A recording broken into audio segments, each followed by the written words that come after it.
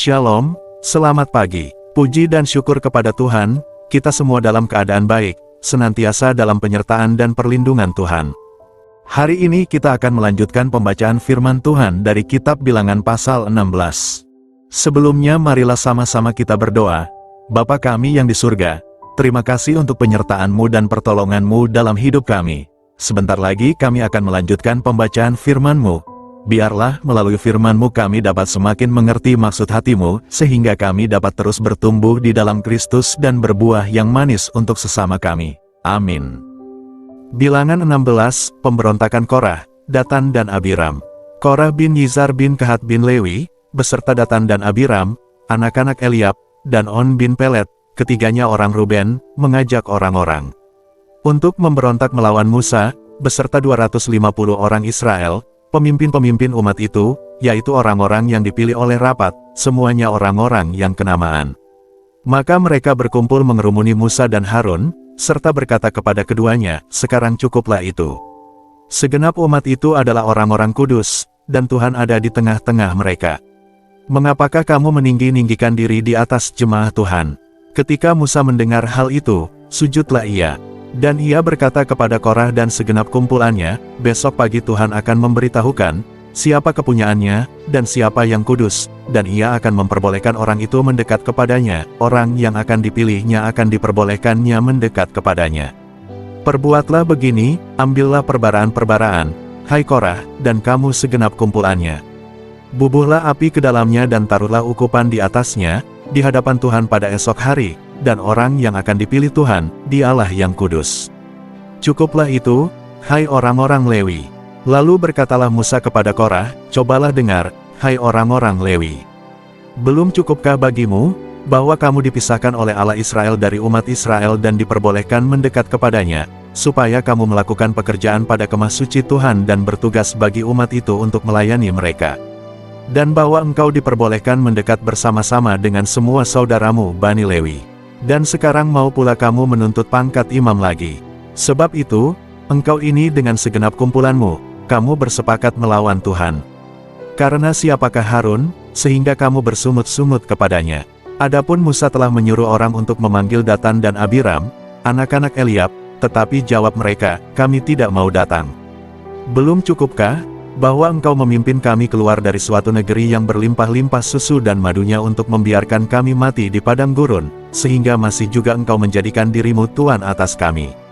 Sungguh, engkau tidak membawa kami ke negeri yang berlimpah-limpah susu dan madunya, ataupun memberikan kepada kami ladang-ladang dan kebun-kebun anggur sebagai milik pusaka. Masakan engkau dapat mengelabui mata orang-orang ini?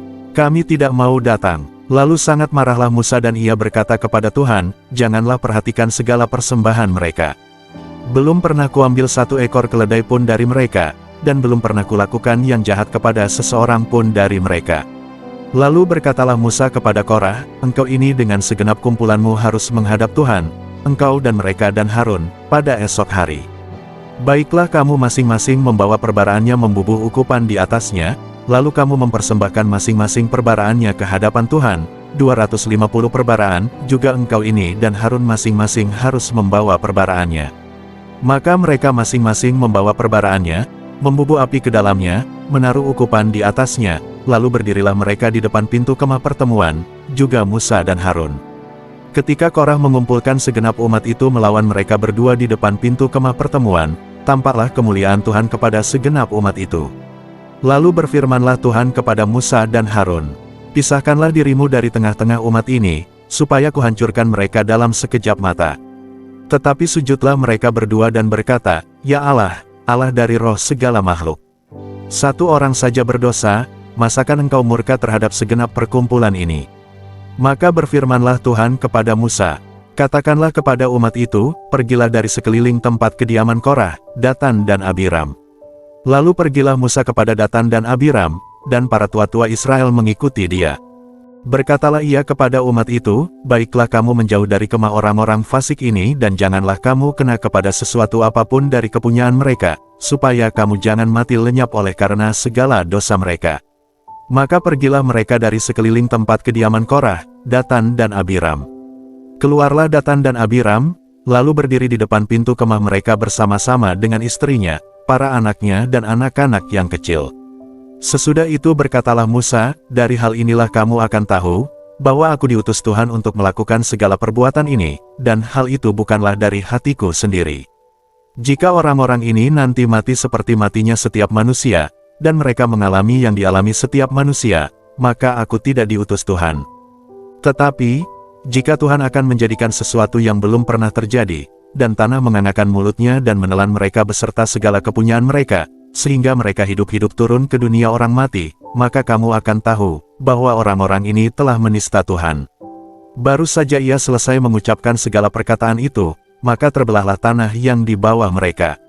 Dan bumi membuka mulutnya dan menelan mereka dengan seisi rumahnya dan dengan semua orang yang ada pada Korah dan dengan segala harta milik mereka.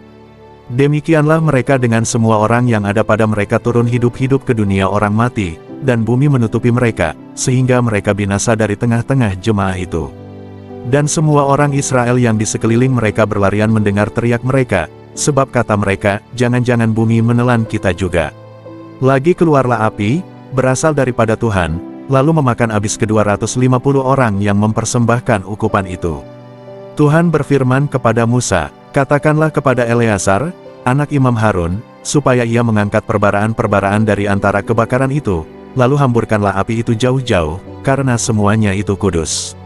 Yakni perbaraan orang-orang berdosa yang telah membayarkan nyawanya, kemudian semuanya itu harus ditempa tipis-tipis menjadi salut mezbah, sebab telah dibawa ke hadapan Tuhan oleh orang-orang itu, jadi semuanya itu kudus, dengan demikian hal itu menjadi tanda bagi orang Israel.